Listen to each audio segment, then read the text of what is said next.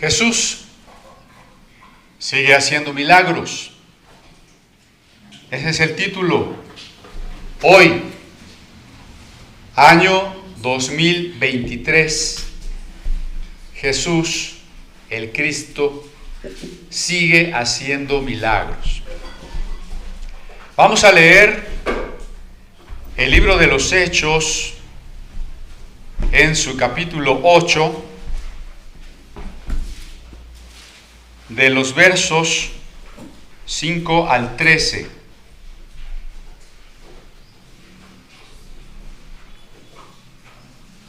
Entonces Felipe, descendiendo a la ciudad de Samaria, les predicaba a Cristo, y la gente unánime escuchaba atentamente las cosas que decía Felipe, oyendo y viendo las señales que hacía, porque de muchos que tenían espíritus inmundos salían estos dando grandes voces, y muchos paralíticos y cojos eran sanados.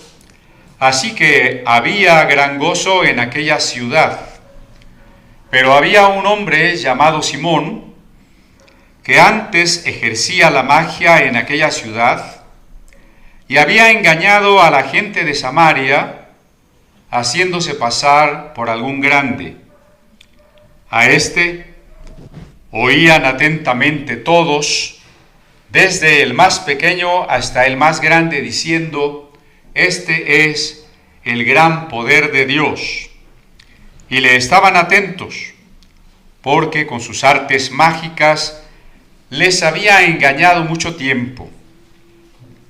Pero cuando creyeron a Felipe, que anunciaba el evangelio del reino de Dios y el nombre de Jesucristo, se bautizaban hombres y mujeres. También creyó Simón mismo, y habiéndose bautizado estaba siempre con Felipe, y viendo las señales y grandes milagros que se hacían, estaba atónito. El 14 también, cuando los apóstoles que estaban en Jerusalén oyeron que Samaria había recibido la palabra de Dios, enviaron allá a Pedro y a Juan. El verso 8, así que había gran gozo en aquella ciudad. ¿Por qué? ¿Por qué había gran gozo en aquella ciudad? Porque Jesús sigue haciendo milagros. Jesús ya no está en la tierra, en el contexto del relato. Jesús ya no está físicamente caminando por las aldeas y ciudades de la Palestina. Jesús ya ha muerto, ya ha resucitado, ya ha ascendido al cielo. Han pasado aproximadamente 5 o 6 años del día del Pentecostés. Felipe llega a una ciudad siendo solamente un diácono, pero un diácono lleno del Espíritu Santo, anunciando la palabra de Dios. Y la palabra de Dios está respaldada por Dios. Dios respalda su palabra. ¿Cómo respalda Dios su palabra? Haciendo que el testimonio de aquel que la proclama conlleve poder, conlleve convencimiento y persuasión. La respalda también tocando los corazones de los que escuchan, invitándoles para decirles sí al amor de Dios, a la reconciliación con Dios. Respalda su palabra dando sabiduría al que predica para responder al que contradice. Respalda su palabra sanando a los enfermos y libertando a los endemoniados. Eso es lo que leemos aquí, y es la razón por la que había gran gozo en aquella ciudad. Jesús libera a las personas que están endemoniadas. Hay varios prejuicios, les llamaría yo,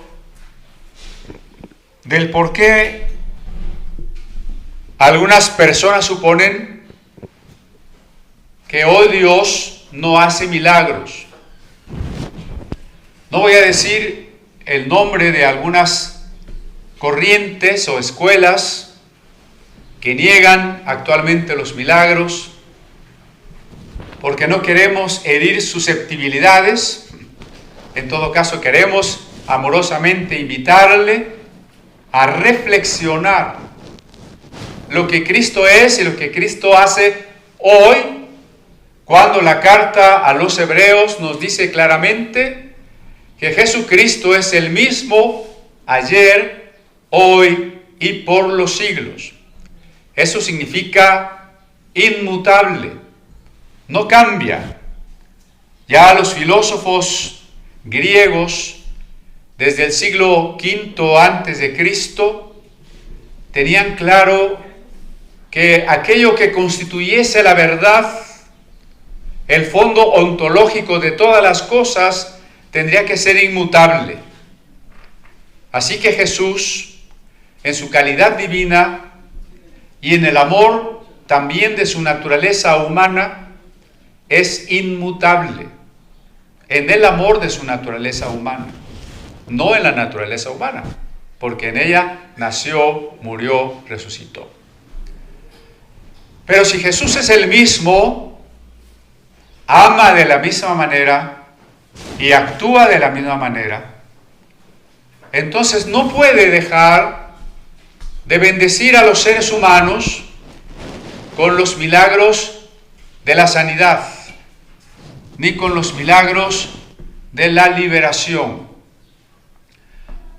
Algunas escuelas enseñan, o popularmente al menos, imaginan que un milagro es posible siempre y cuando quien pretenda realizarlo sea una persona extraordinariamente santa y buena.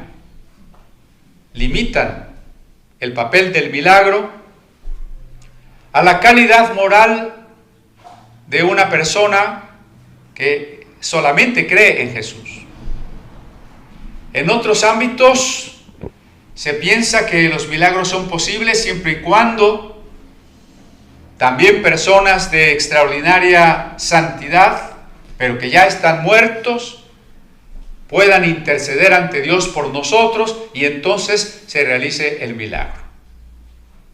Esa postura no está centrada en lo que hace Cristo, sino otra vez en los méritos espirituales o piadosos de personas muertas, que la verdad es que no pueden enterarse de nada de nuestros problemas y necesidades. Y el Dios que nos ama tanto, que dio a su Hijo por nosotros, no necesita que nadie venga a convencerlo de que por favor nos bendiga a nosotros. Si ya nos ha bendecido con su Hijo, dice Romanos 8, ¿cómo no nos dará con Él juntamente todas las cosas? Hay otra postura en teología que se conoce como cesacionismo, de la palabra cesar, terminar, acabar. El cesacionismo postula que los milagros, como estas sanidades, liberaciones, resurrecciones, los dones del Espíritu Santo como la profecía y las lenguas, no están vigentes, solamente existieron para el tiempo apostólico, porque en el tiempo apostólico la Biblia no se había terminado de escribir, y puesto que la Biblia ya está terminada, no necesitamos esos milagros. Esa es la postura cesacionista. Por supuesto, sin fundamento. Primero porque donde el texto sagrado nos hace pensar que antes del retorno de Cristo, que antes de nuestra propia resurrección, la iglesia y el mundo que escucha el mensaje de la iglesia, no necesitaremos ya manifestaciones milagrosas del amor de Dios, dones espirituales que edifican a la iglesia. ¿Cómo podemos pensar que ya no necesitemos eso? Es evidente que lo necesitaremos hasta el último día, hasta el último instante antes de que el Señor nos resucite. Pero comete esta postura cesacionista también una falacia. Pensar que los milagros estuvieron en lugar de la Biblia. Jamás los milagros pretendieron estar en lugar de la Biblia. Jamás Pedro, ni Pablo, ni ninguno de ellos dijo: esto que yo digo es de Dios porque vean los milagros que hago. Mateo y Juan, Pablo y Bernabé y Pedro siempre citaron la Sagrada Escritura para fundamentar su predicación, nunca los milagros. El Concilio de Jerusalén, de acuerdo con Hechos 15, escuchó atentamente los testimonios de Pedro y de Pablo, pero no llegó a una conclusión con base en milagros, en dones, en sanidades, en testimonios, sino hasta cuando Jacobo citó la Sagrada Escritura y entonces la iglesia llegó a una conclusión. Si los milagros nunca han suplido a la Escritura, entonces no se van a acabar cuando tenemos la Escritura. Además de que el proceso histórico en que el Nuevo Testamento se fue escribiendo, y más largo proceso todavía en que el Nuevo Testamento se fue difundiendo y terminando de reconocer un canon del Antiguo y posteriormente uno del Nuevo, pasaron prácticamente 5 siglos. ¿Cómo podríamos decir o imaginar que la iglesia tenía ya una Biblia como la conocemos hoy, entre 2 tapas, y por eso no necesitaba milagros? Nada más absurdo.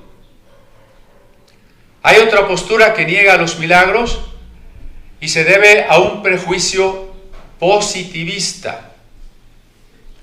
En el siglo XIX, un filósofo francés llamado Auguste Comte afirmaba que la religiosidad era un estado infantil de la humanidad, y cuando la humanidad madurara, entraría en una etapa meramente científica, habiendo dejado atrás la religión.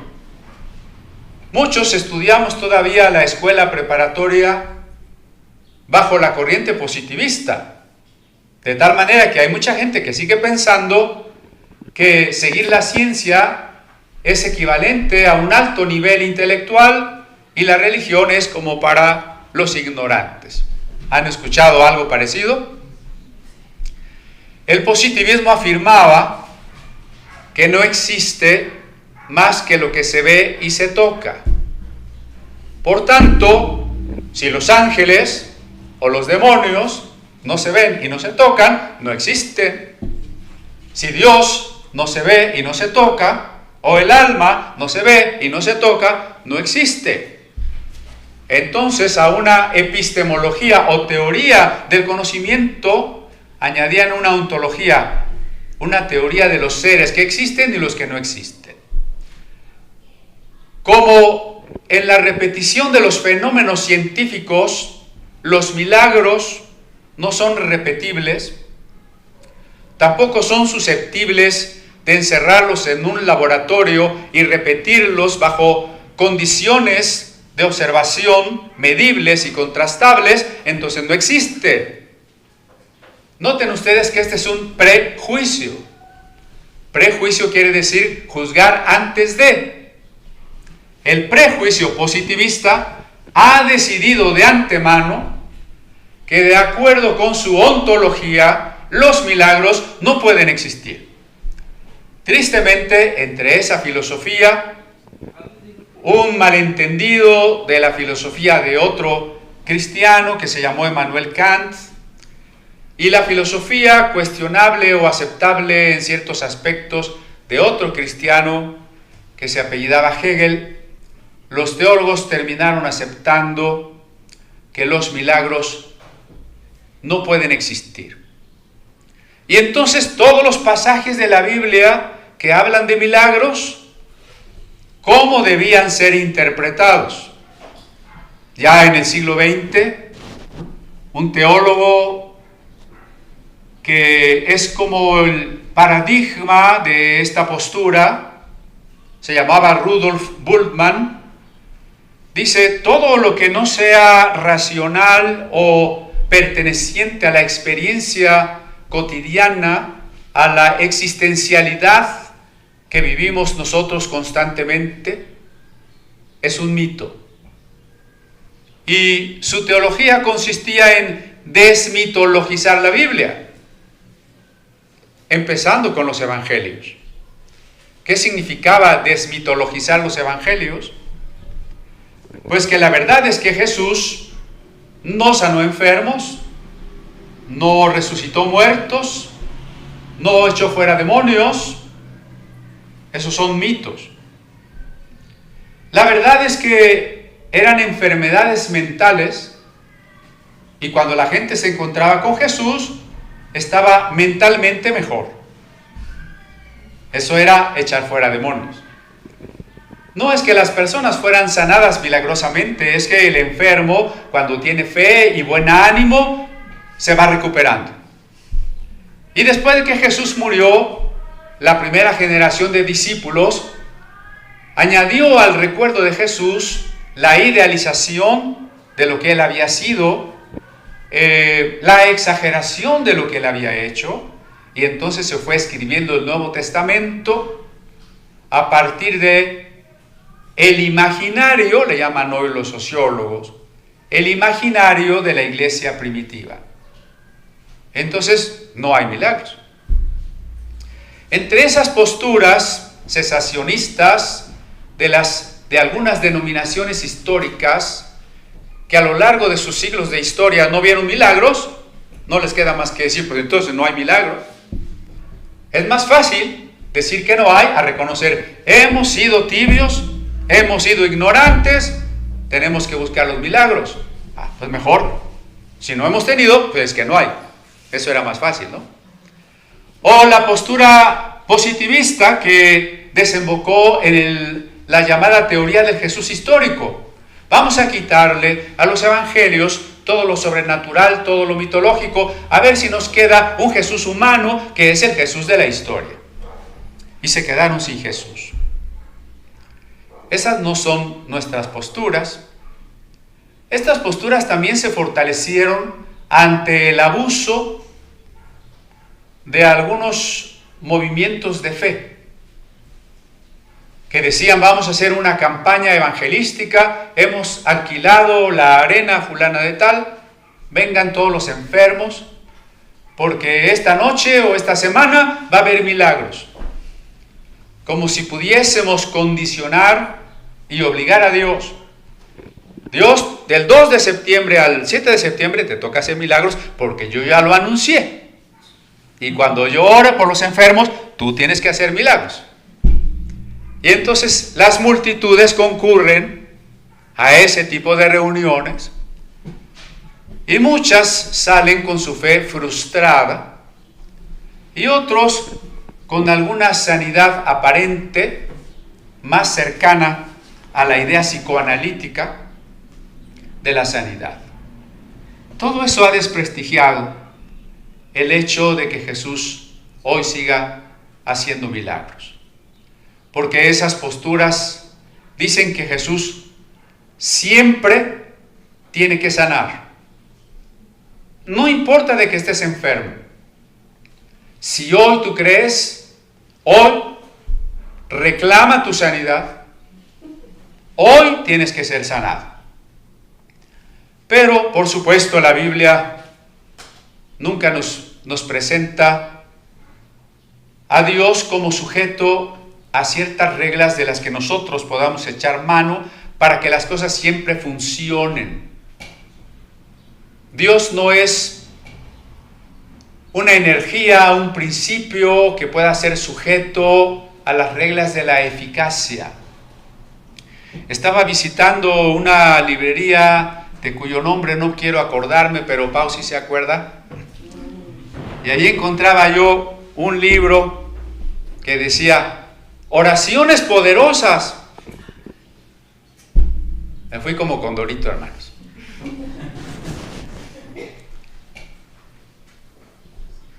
La verdad, ¿por qué suponer que Jesús no hace milagros? Cuando decimos que Génesis capítulo 1 no es literal, que el mundo no se hizo en 6 días, aparte de que algunos hermanos nos apedrean,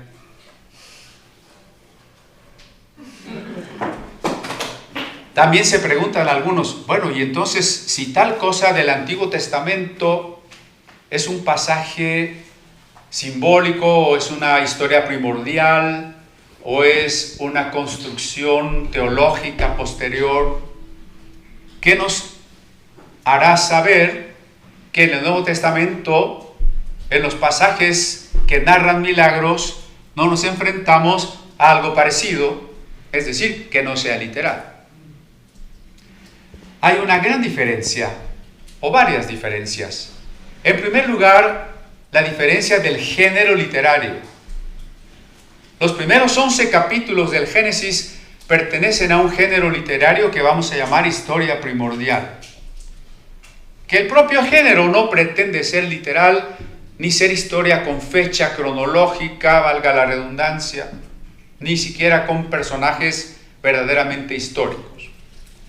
Mientras que la palabra evangelio significa proclamación y sí pretende ser el anuncio de una buena noticia que efectivamente ha sucedido en la historia. Ahí tenemos una primera diferencia. Pero para mí la diferencia más importante es que los evangelios, el libro de los Hechos, las cartas apostólicas, nos hablan de Jesús, que es el clímax de la revelación, y nos proclaman un Jesús resucitado. ¿Cuál es el problema de que pueda hacer milagros si Jesús está resucitado? Si Jesús está vivo, si está vivo y tiene un cuerpo inmortal, si con ese cuerpo inmortal ha ascendido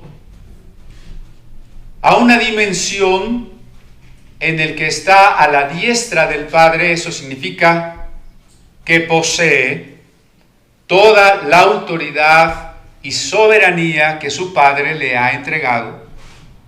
¿Habrá algún problema en que pueda hacer milagros? No estamos hablando de una vara de Moisés. Estamos hablando del Hijo de Dios resucitado, sentado o puesto de pie, o como lo quiera, a la diestra del Padre. De eso estamos hablando. ¿Cómo es que no va a poder hacer milagros? Por supuesto.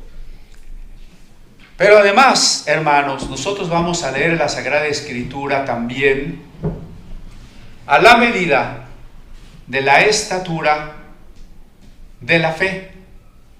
Como cuando dice, el que profetiza, profetice conforme a la medida de la fe. Siendo adolescente, le pregunté a un pastor de una iglesia que tampoco quiero acordarme, pero Ruti sí se acuerda. ¿Qué quiere decir que Pablo reprendió a Pedro en la cara, según la carta a los Gálatas? Aquel pastor me dijo, quiere decir que lo abofeteó. Me salieron unos signos de admiración. Después comprendí que ese pastor era de los que te puede decir, aquí adentro soy pastor, pero vamos allá afuera, ¿no? Entonces, ¿cómo interpretó él la reprensión de Pablo hacia Pedro? Él la interpretó como una agresión física, ese era su nivel espiritual. ¿Cómo interpretó Rudolf Bultmann los milagros de Cristo como mitos? ¿Por qué? Porque él nunca los había vivido. Aquí tenemos otro factor que hay que considerar. Estas cosas que el Nuevo Testamento cuenta, las hemos vivido. Las hemos vivido. Y aunque tenemos un anhelo de incursionar seriamente en el mundo bíblico académico, en las ciencias bíblicas, en la filosofía, quiero pensar, aunque siempre hay que considerar el que crea estar firme, pero quiero pensar que no tenemos un riesgo tan alto de caer en esa incredulidad liberal por una razón muy sencilla, porque toda esa vivencia hermenéutica desde la teología y las ciencias bíblicas parte desde lo que hemos vivido con Cristo. Nosotros, al haber nacido de nuevo, conocemos a Dios de otra manera. 1 Corintios 2 y 3 dicen que el hombre natural no puede entender las cosas que son de Dios. El que no conoce a Cristo considera locura el Evangelio. Ya tenemos una primera ventaja.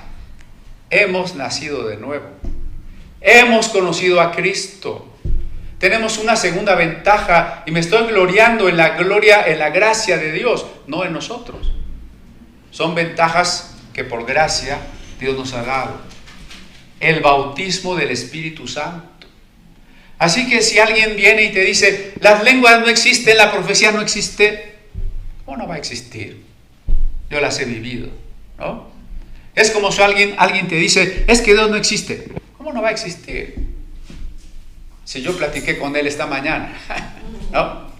El día de ayer me tocó dar una plática en una academia intelectual donde varios, bueno, ninguno era cristiano y varios expresamente dijeron, soy ateo. ¿Cómo puedes ser ateo? ¿O cómo puedo yo creerte que eres ateo? ¿O yo convertirme en ateo, peor? Si yo conozco a Dios. Si yo vivo en comunión con Dios. Si yo he experimentado constantemente qué son las lenguas, qué son las profecías, qué son los dones del Espíritu y también qué son los milagros, que ciertamente no son tan cotidianos y ordinarios como quisiéramos. Quisiéramos ver milagros todos los días, ¿no?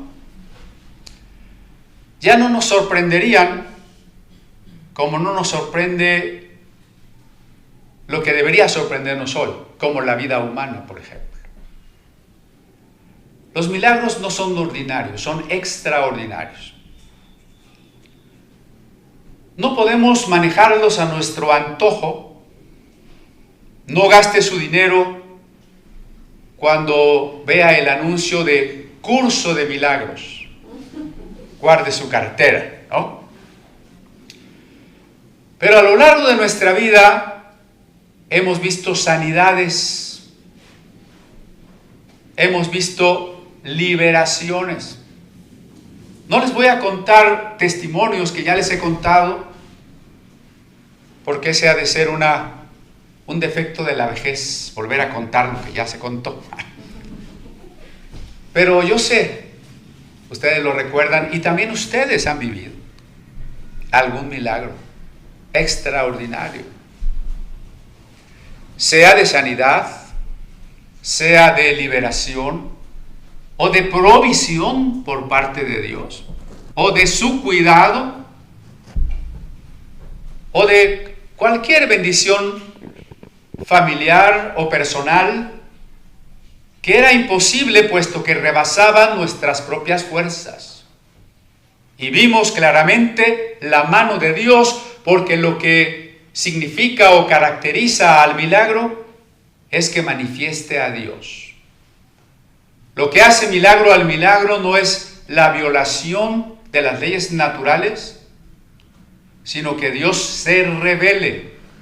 Por eso la palabra milagro en hebreo es la misma palabra que estandarte, una manifestación de Dios. También quienes no aceptan la literalidad de los milagros que ha hecho Jesús pueden decir, es que los demonios no existen. Era la manera antigua en que las personas nombraban a las enfermedades mentales. Habrá que distinguir entonces entre enfermedades psicológicas, psiquiátricas y endemoniados. Son niveles diferentes. Hay personas que tienen problemas meramente psicológicos, de personalidad, de neurosis, sí. Y quizá muchos de ellos ni siquiera encuadren bien en el concepto de enfermedad, porque en general de la enfermedad uno no es responsable. Muchas de las destrucciones del alma que aquejan al ser humano son responsabilidad, consecuencia de nuestro pecado. Estamos en el nivel de algunos aspectos de problemas psicológicos. Otros problemas psicológicos pueden no deberse a nuestra responsabilidad. Y ahí es muy útil, considerando siempre también qué escuela de psicología pueda diagnosticar nuestro problema y quizá ayudarnos. Pero cuando los problemas de nuestros estados de ánimo y de nuestras conductas nacen, se originan en problemas químicos, eléctricos, neurológicos, estamos entonces ya en el ámbito de la psiquiatría. No es lo mismo la psicología que la psiquiatría. La psiquiatría ya trata asuntos del cerebro, asuntos de las sustancias químicas, de los neuroreceptores. Pero eso no explica todos los problemas. Hay otro nivel, el de los endemoniados. Cuando Jesús se encuentra con el endemoniado gadareno, y no voy a volver a predicar de eso porque cuando vimos el Evangelio de Lucas, ahí está el video del endemoniado gadareno. Pero ese hombre que no aceptaba la ropa, que se golpeaba con las piedras, que tenía una fuerza extraordinaria para romper cadenas, que estaba imposibilitado de comunicarse con sus semejantes y solo emitía sonidos guturales. ¿Ese hombre acaso fue tratado por Jesús a la manera de un psicólogo? A ver, querido gadareno, siéntate en el diván, recuéstate, vamos a platicar. Jesús no lo trató en un nivel psicológico. Ni tampoco pensó Jesús en un nivel psiquiátrico, porque el pasaje no nos habla de que Jesús haya hecho un milagro de curación, de sanidad. Distingamos a los enfermos de los endemoniados. Un enfermo no es un endemoniado, aunque desde los albores de la Mesopotamia se pensaba que las enfermedades eran resultado de pecados y demonios, y a la par de las medicinas, los ensalmos y los exorcismos acompañaban a la terapéutica. El Nuevo Testamento no confunde enfermedades con demonios. Las enfermedades son un asunto meramente físico. Si usted tiene amibas y se toma un albendazol, las amibas no son demonios y el albendazol no es un exorcista. ¿De acuerdo? Queda claro allí que las enfermedades no son demonios. Jesús no curó al endemoniado. Habló con una entidad que poseía o estaba dentro de aquel hombre. Ni siquiera le habló a aquel hombre que para ese momento estaba fuera de su propia conciencia. Jesús habla con aquella entidad y le dice: ¿cómo te llamas?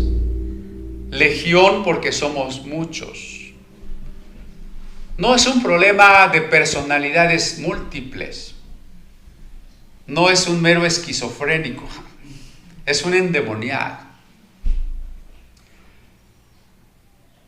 Pensando y conociendo a algunas personas que se sienten perseguidas, paranoicos, me pareció llegar a una conclusión que estoy dispuesto a corregir si usted me corrige. La paranoia tiene una gran dosis de soberbia en su etiología, es decir, en su causa. Pero un endemoniado es otra cosa. La Biblia ni siquiera nos dice nunca por qué un endemoniado está endemoniado. No se crea estas doctrinas que ya le dan una lista de las puertas por las que pueden entrar los demonios. Es que si viste una película de espantos, es que si oíste un disco de los Doors, es que si jugaste la Ouija, es que si fuiste a hacerte una limpia, es que si tu abuelita era hechicera, y ya te dan un montón de puertas. ¿Por qué se te meten los demonios? Recuerde que nosotros tenemos la Biblia como la norma de fe. Y si la Biblia no dice esas cosas, entonces no tenemos por qué aceptarlas. Le voy a hacer una pregunta. Si usted juega la Ouija, ¿se le mete un demonio? No estoy diciendo que juegue la Ouija. Estoy preguntando si se le mete un demonio. Si usted me dice que sí, es que usted vio la película El Exorcista, pero no leyó la Biblia. Porque la Biblia no lo dice, ¿no? Entonces Jesús no habló con aquella persona, habló con el demonio. Y una vez expulsado el demonio, la persona quedó completamente liberada, consciente y en pleno control de su voluntad. No fue una larga terapia psicológica que dura 5 años, en que pagas cada semana y al final estás igual o peor. No fue una terapia psiquiátrica donde tomas medicamentos que te vuelven prácticamente un drogadicto. Fue un milagro de liberación. Si la Biblia habla de demonios, aunque no sea muy claro qué cosas son los demonios, de dónde surgieron los demonios, por qué alguien está endemoniado, nada de eso es claro, pero si la Biblia habla de demonios, hay demonios. Y si la Biblia habla de personas endemoniadas, hay personas endemoniadas. Y si nos ha tocado orar por personas que no tuvieron remedio de ninguna otra manera y que en cuanto oramos se manifestó el demonio y quedaron bien, entonces hay demonios, ¿no?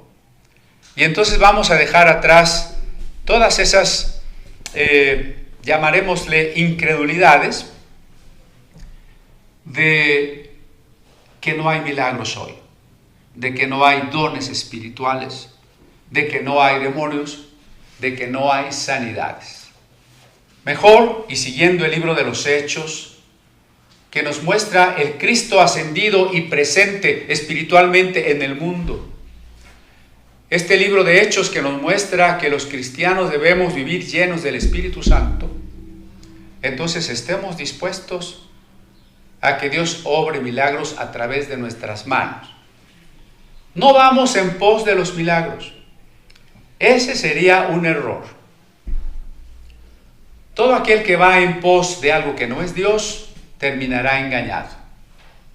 Aquel que se la pasa decretando, es que yo voy a ser rico y voy a tener tal carro, acabará engañado por su propia codicia y por cualquiera que quiera defraudarlo.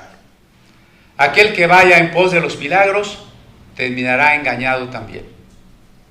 por estos apóstoles que por una módica cuota van a orar por tu milagro. Vamos en pos de Dios nada más. No vamos en pos de los milagros. Vamos en pos de una persona y es Dios. ¿Queremos ver milagros en la iglesia? Sí, pero nuestra tarea no es esa. Nuestra tarea es hablar con denuedo la palabra de Dios. Esa es nuestra tarea. Y por eso dije al principio, es Dios el que respalda su palabra. En este pasaje que acabamos de leer, dice que había gran gozo en aquella ciudad, pero, el verso 9 comienza con un pero. El pero es un adversativo, ¿no? En contrario a estas bendiciones, el mundo en el que vivimos, el mosaico religioso de nuestro tiempo se constituye en un pero. ¿Y cuál es el pero aquí? Que había un hombre llamado Simón que ejercía la magia. Si la magia está presente desde la cuna de la humanidad, hoy no ha desaparecido. Después de 2 siglos de positivismo y de marxismo, la magia no ha desaparecido. Hoy más que nunca, a través de movimientos como la New Age, la magia está en su apogeo. Desde las caricaturas y las películas y los juguetes para niños, hasta los libros de texto gratuito, si ya vieron algunas de las historias mágicas que traen, hasta otrora algunos marxistas muy populares. ¿En qué terminó Rius, el caricaturista que siempre difundía el marxismo, creyendo en el budismo? ¿En qué terminó una cantante de izquierda también muy famosa, Nacha Guevara, en la nueva era? ¿Cómo murió otra cantante de canciones de protesta, Mercedes Sosa? Pues en una terapia alternativa contra el cáncer. Es decir, la gente que comenzó a negar a Dios, después terminó finalmente en algún ámbito religioso, porque el ser humano no puede desprenderse de lo religioso. Eso es algo que les decía yo ayer. El hombre es estructuralmente religioso. Somos el único ser vivo, ningún animal, solo nosotros, que se pregunta por el sentido último de la existencia, por la muerte, por la trascendencia. Bueno, este Simón practicaba la magia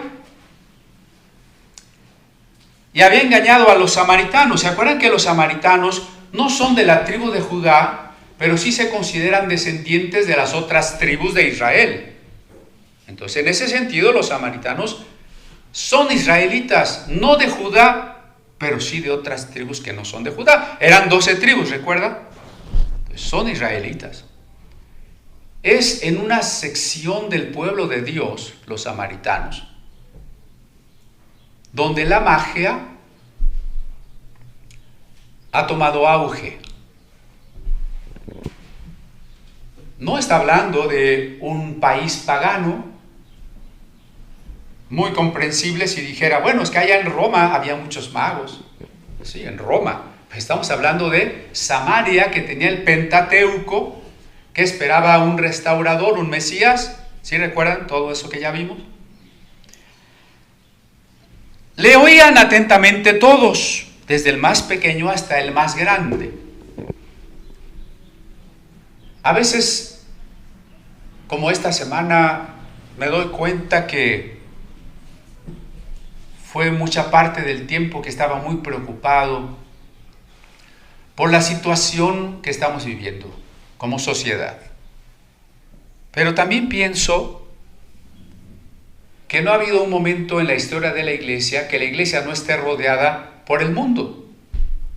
Cualquiera que sean las ideas, las manifestaciones de lo que llamamos mundo, siempre el mundo ha rodeado a la iglesia. Y este es un asunto triste, ¿no?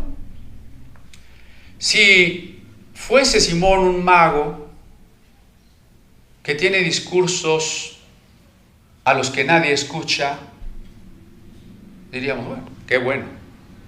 Lo contrario es lo cierto. Todos le oían atentamente y estaban maravillados. ¿Cómo podríamos describir a las personas de nuestra sociedad con respecto a las ideologías? ¿Cómo están? Las oyen atentamente y están maravillados. Entonces, ¿cómo no vamos a necesitar milagros si estamos en esa situación? ¿Cuáles son nuestras armas entonces? ¿Vamos a ir a hacer marchas de protesta? ¿Qué vamos a hacer? Tenemos que hablar la palabra de Dios. Y Dios ha de respaldar su palabra. Este Simón los había engañado mucho tiempo. Voy a comentarles un poco de Simón, de las características, que no sé si algunas las tenía en este momento y otras posteriormente, pero vamos a hablar de todo lo que era Simón, porque entre otras cosas habrá que preguntarnos si realmente se convirtió. Porque leímos en el versículo 13 que también creyó Simón y se bautizó. Bueno, aquí dice que creyó, pero ¿permaneció en la fe o abandonó la fe? Eso no es muy claro. Vamos a ver ahora algunas tradiciones. Por lo pronto, Simón había pertenecido a una secta gnóstica de un maestro que se llamaba Dositeo. Simón perteneció a la secta gnóstica del maestro Dositeo. Recuerden que los gnósticos no reconocerán a Dios como creador del mundo material, porque la materia es mala y solo lo espiritual es luminoso, que plantean un dualismo de una lucha de la luz contra las tinieblas. Simón se apartó de la secta gnóstica porque el propio Simón se promulgó Dios. Imagínense a qué nivel de afirmaciones llegó Simón. Simón el mago decía, yo soy Dios. El título exacto era el gran poder. Así era el título que él se autonominaba. Por eso, si ustedes se fijan al final del verso 10, desde el más pequeño hasta el más grande oían a Simón que decía, este es el gran poder de Dios. El gran poder. Este Simón además se casó con una mujer llamada Helena, que era, en teoría, pues se creía que era la diosa Luna y el primer pensamiento divino. Aquí me tengo que detener un poco. El gnosticismo es un sistema de emanaciones. De Dios va saliendo, emanando todo lo que existe. Así que el primer pensamiento que Dios tuvo se llamó Sofía, es decir, sabiduría, que es equivalente al Espíritu Santo, que es femenino y es la diosa madre. No es una doctrina trinitaria. No me mire con esos ojos. Es lo que dice Simón, ¿ok? El gran poder, que es Dios, tuvo un primer pensamiento, que es la diosa madre, Espíritu Santo o Sofía, que ese Dios, gran poder, tomó una forma humana en Simón el mago, y esa Sofía o Espíritu Santo femenino, como quieren ahora las teólogas feministas, que el Espíritu Santo sea femenino, también encarnó en una mujer llamada Helena, que era una prostituta. ¿Por qué encarnar en una prostituta? Porque se trataba de mostrar qué tan grave era el haber caído en la materialidad. Entonces, después esta Sofía o Dios Madre generó, o de sus emanaciones salieron los ángeles. Y los ángeles son los creadores de la materia. Y luego encerraron a la Sofía en un cuerpo que se llama Helena, por celos, por una lucha en contra de la primera sabiduría. Los ángeles celosos encerraron en la materia al primer pensamiento divino. Entonces, Simón, que es Dios, ¿por qué está en el mundo? Porque vino a buscar su espíritu que estaba perdido. Y por eso se casó con Helena, la prostituta. Ellos fueron adorados también en ámbitos griegos, no judíos, con los nombres de Zeus y Atenea. Pero como está en Samaria, y en Samaria se tiene la ley de Moisés, Simón afirma que la Torá, es decir, el Pentateuco, estaba corrompido.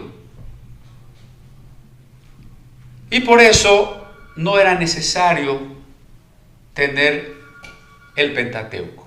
¿Se acuerda que los samaritanos no aceptaban los otros escritos, los profetas y los salmos, solo el Pentateuco? Bueno, viene Simón y dice, sí, pero el Pentateuco está corrompido, entonces mejor lo dejamos de lado.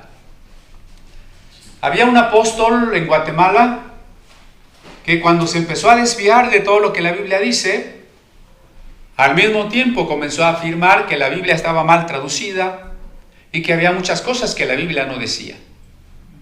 Eso era suficiente para que cuando cualquiera que le mostrara que estaba contradiciendo la Biblia, él tuviese una salida fácil, al grado que llegó a decir: Jesús se apareció 40 días a sus discípulos, enseñándoles acerca del reino, pero eso que Jesús les enseñó durante 40 días no está escrito.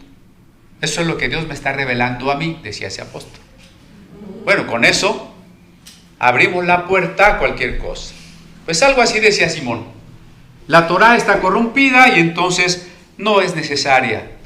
Más bien, lo que nosotros tenemos que hacer es bautizarnos. Curioso. No solo Juan el Bautista bautizaba, Jesús bautizaba, Simón el Mago también bautizaba. Y cuando Simón el Mago bautizaba, enseñaba a la gente a repetir constantemente los nombres de los ángeles malos. ¿Dónde encontramos nombres de los ángeles malos? Por ejemplo, en el libro de Enoc. ¿Para qué quería que repitieran los nombres de los ángeles malos? Porque la gente pensaba que repetir o conocer el nombre de un dios o de un demonio era tener poder sobre él. De eso hemos hablado cuando dijimos por qué Moisés preguntó el nombre de Dios, ¿no? Entonces él enseñaba a recitar los nombres de los ángeles malos y tenían como centro un rito sexual que llamaban el rito del amor perfecto, que era la unión del gran poder con el Dios mujer. Bueno, esas son las doctrinas de Simón el Mago. Entonces con eso ya podemos saber más o menos los samaritanos antes de la llegada de Felipe qué escuchaban y qué fue lo que Felipe predicó, lo que usted sabe, el evangelio. Entonces en cierto momento Simón el Mago aceptó lo que Felipe decía, que Dios no era él, que era un Dios absolutamente trascendente, que la única encarnación de Dios era Jesucristo y que Jesucristo es quien había dado al Espíritu Santo para que habitara en todos los seres humanos. Es lo contrario de lo que Simón afirmaba, ¿no? Solamente que, como ya les platicó el pastor Enoc la semana pasada, Simón no dejó del todo sus deseos de continuar siendo grande, de seguir siendo reconocido. Ahora quiero compartirles del libro de los Hechos de Pedro. ¿Quieren abrir su Biblia en Hechos de Pedro? No lo tienen. No lo tienen, ya vi que lo están buscando. Son hechos apócrifos. Así como hubo evangelios apócrifos, también hubo libros de los hechos apócrifos. Y en el libro de apócrifo de los Hechos de Pedro hay varios pasajes que repiten o reconstruyen o inventan la lucha de Simón Pedro contra Simón el Mago. Recuerden que los dos se llaman Simón, no nos vayamos a confundir, ¿no? Les voy a leer algunos, no todos, ni completos tampoco, porque bueno, se me duermen, pero algunos pasajes del Evangelio de Pedro respecto de Simón el Mago.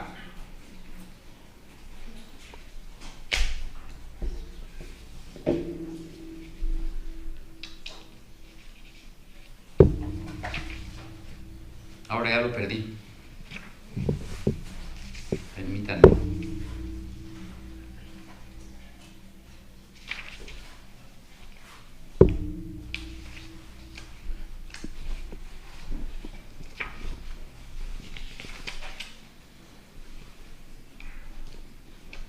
Dice, pocos días después de que Simón el Mago llegó a Roma, se produjo un gran alboroto en la comunidad, cuando algunos dijeron que habían visto grandes maravillas realizadas por un tal Simón que estaba en Aricia. Añadieron, afirma ser la gran potencia de Dios y que no hace nada sin él. ¿Acaso es el Cristo? Pero nosotros hemos creído en el que Pablo nos predicó. Parece que algunos cristianos estaban confundidos, ¿no? ¿Quién es el Cristo? ¿Jesús o Simón? Por él hemos visto que han resucitado muertos, o sea, por Cristo, y otros han sido liberados de diversas enfermedades. Aquí, pues, qué pugna sea esta, no lo sabemos, pero no ha sido pequeña la conmoción que nos ha producido. Quizás haya entrado ya en Roma, pues ayer le rogaba a la gente, entre grandes aclamaciones, tú eres Dios en Italia, tú el Salvador de los romanos. Así le decía a la gente, ¿no? Él por su parte se dirigió al pueblo con voz tenue y le dijo, me veréis mañana hacia la hora séptima volando sobre la puerta de la ciudad con el mismo vestido con el que me contempláis ahora hablando con vosotros. Así pues, hermanos, si os parece bien, vayamos y observemos atentamente en qué para la cosa. Bueno, de acuerdo con este pasaje, Simón había ido a Roma anunciando que haría grandes portentos. Y la gente le creía y algunos cristianos estaban confundidos. En otro de los pasajes, déjenme ver si lo encuentro porque creo que ese es el que perdí. Dice que Pedro pronunciaba unas palabras, mucha gente se unía para creer en el Señor y rogaban a Pedro, los hermanos, que diera la batalla a Simón. O sea, que el apóstol Pedro, de una vez por todas, mostrara que Simón era falso, ¿no? Y no permitiera que siguiera atrayendo al pueblo. Sin detenerse un momento, abandonó Pedro el grupo y marchó a la mansión de Marcelo. El punto es que miró Pedro a un enorme perro que estaba atado por una gran cadena, se acercó a él y lo soltó. Cuando se vio libre el perro, tomó voz humana y dijo a Pedro. Eso dice aquí, por eso es apócrifo, ¿no? Pero es interesante saber cómo después del año 150 se guardaron ciertas tradiciones o relatos acerca del conflicto con Simón el Mago. Eso es todo lo que estamos tratando de explicar, ¿ok? Dice el perro a Pedro, ¿qué me ordena hacer, siervo del Dios vivo e inefable? Pedro respondió: entra y di a Simón, el mago, en medio de los que lo rodean. Pedro te dice así: muéstrate en público, pues por tu causa, malvado y corruptor de las almas simples, he venido a Roma. Se supone que Pedro llegó a Roma por culpa de Simón. El perro se lanzó a correr de inmediato y se adentró impetuosamente entre los que rodeaban a Simón.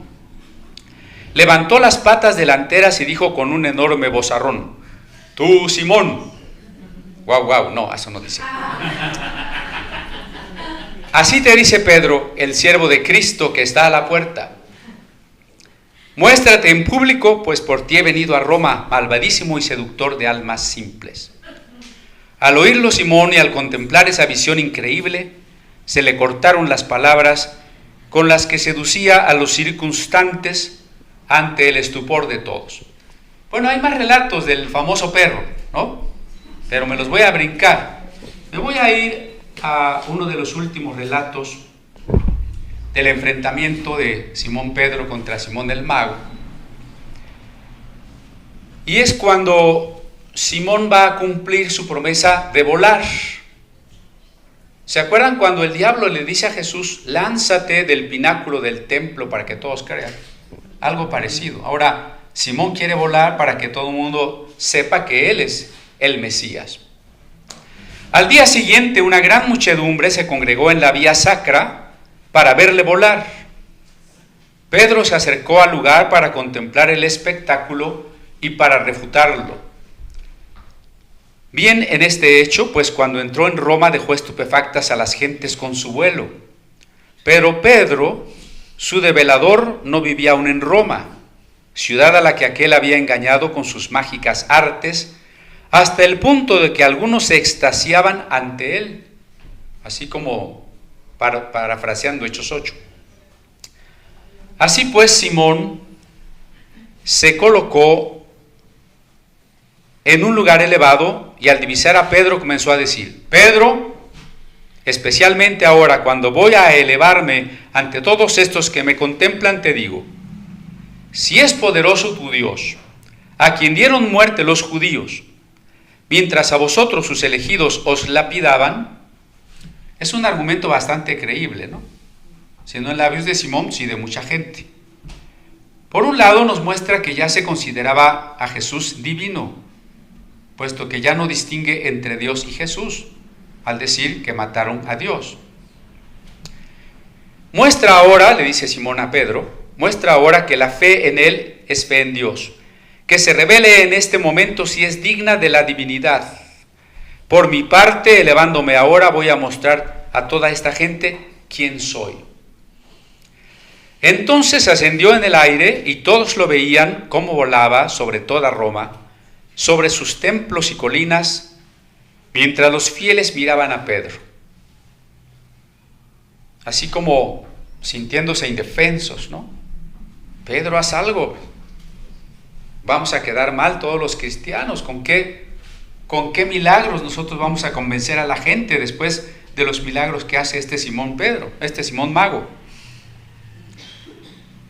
Si permites que este hombre realiza lo que intenta, todos los que han creído en ti se escandalizarán ahora y no prestarán ningún crédito a los prodigios y milagros que me has concedido realizar para ellos. Dice Pedro a Jesucristo, ¿no? Apresura, Señor, tu gracia. Caiga Simón desde arriba y quede inútil. Que no muera, pero no pueda hacer nada con su pierna rota por 3 lugares. Cayó Simón desde lo alto y se partió la pierna por 3 sitios. Entonces lo lapidaron y cada uno se volvió a su casa. Por lo demás, todos creyeron en Pedro. Uno de los amigos de Simón, por nombre Gemelo, casado con una mujer griega y que había recibido de aquel muchos beneficios, llegó rápidamente desde el camino a donde estaba Simón y al verle con la pierna quebrada le dijo: Simón, si la fuerza de Dios ya se rota, él se llamaba el poder de Dios, ¿no?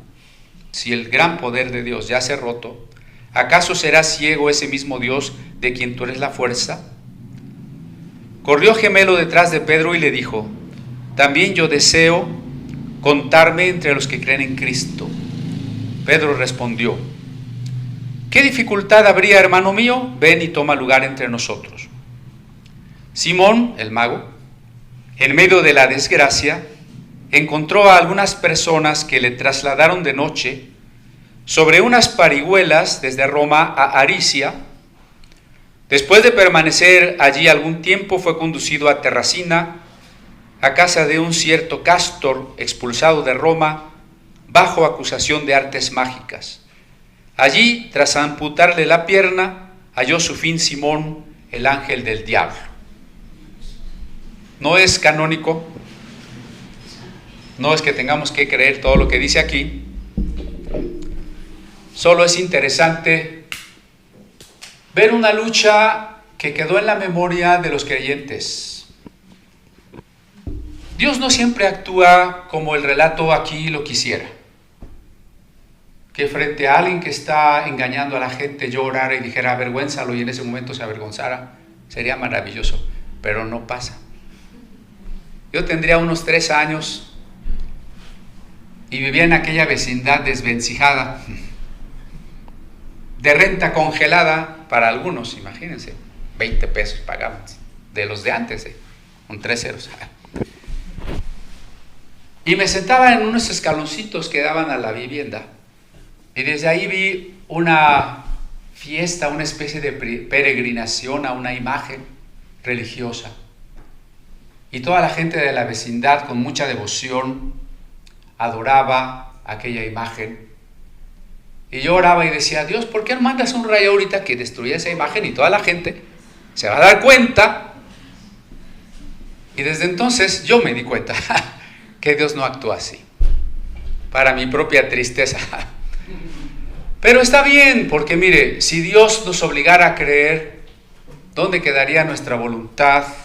La oportunidad de ejercer nuestra libertad, la oportunidad de madurar al tomar nuestras decisiones y de asumir las consecuencias y las responsabilidades de nuestras decisiones. Entonces Dios no puede actuar así. Muchas veces estos Simón mago engañarán a la gente. Y muy poco podremos hacer. Pero no podemos dejar de seguir predicando la palabra de Dios, ¿no? Yo creo que desde el relato del Génesis acerca del árbol, del bien y del mal, se han trazado estos 2 caminos. El del esoterismo y el de Dios. La magia, la hechicería de la que se nos habla aquí, es esoterismo. ¿Qué quiere decir o qué caracteriza al esoterismo? Ser una doctrina secreta exclusiva para iniciados que quieren ascender en los caminos de la sabiduría para alcanzar su condición divina. Cualquiera que sea la vertiente del esoterismo, tiene eso en común. En el cristianismo no hay una sabiduría secreta. Jesús dijo: todo lo enseñé en las plazas y en el templo, en las calles. No hay nada secreto. No pretendo alcanzar una condición divina, reconozco que Dios se ha hecho humano. No busco una sabiduría que se le ofreció a Eva. Seréis como dioses. Y vio la mujer que el árbol era codiciable para alcanzar la sabiduría divinizadora. Desde aquel relato simbólico tenemos ya trazados los 2 caminos. El camino de todas las filosofías, religiones, que a partir de atractivos secretos de sabiduría escondida nos ofrezcan divinizarnos. Y la doctrina abierta, la sabiduría que según Proverbios clama desde las azoteas y las esquinas de las plazas, diciendo a los simples: vengan a mí. La sabiduría que no me eleva a los cielos, sino la sabiduría del Dios que se hizo humano. Esa es la gran diferencia, y ahí está la batalla entre Felipe y Simón el mago. porque seguramente Felipe tuvo que haber discutido estas doctrinas con Simón. Y también después Pedro y Juan, cuando llegaron. Pero bueno, ya se me acabó el tiempo. Cierro diciendo que el emperador Claudio, nos dice uno de los padres de la iglesia, que se llamó Justino Mártir, él registra este hecho. El emperador Claudio le levantó una estatua en Roma a Simón el Mago, y el título de la estatua era El Dios Santo. Para que vean que sí, efectivamente, Simón siguió siendo famoso, siguió deseando tener poder, y pareciera que se apartó del evangelio que había aceptado en aquella ocasión con Felipe. Había yo escogido un texto en griego y otra hora de predicación, pero no, ya no. Vamos a dejarlo aquí y la próxima semana estaremos listos. Pero entonces Jesús hace milagros hoy. Vamos a decir su palabra en medio de una sociedad que está maravillada por la mentira. Que el Señor nos dé su Espíritu Santo para hacerlo así. Amén.